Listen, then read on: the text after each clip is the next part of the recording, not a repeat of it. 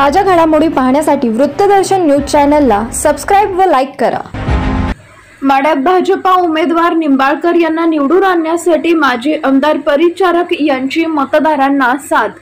माढा लोकसभा निवडणुकीबाबत महायुतीचे उमेदवार रणजितसिंह नाईक निंबाळकर यांच्या प्रचारार्थ करगंब येथे पांडुरंग परिवारातील प्रमुख कार्यकर्त्यांशी संवाद साधण्यासाठी विचारविनिमय बैठकीचा आयोजन माजी आमदार प्रशांत परिचारक यांच्या मार्गदर्शनाखाली करण्यात आले होते।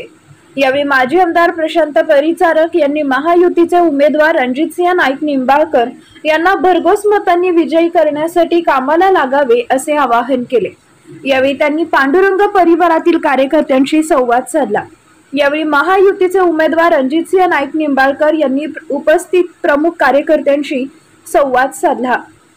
माढा लोकसभा मतदारसंघात पंढरपूर तालुक्यातील 42 गावांचा समावेश आहे। यामध्ये जवळपास सर्वच भागात स्वर्गीय माजी आमदार सुधाकर पंत परिचारक यांच्या विचारांचा प्रभाव आहे।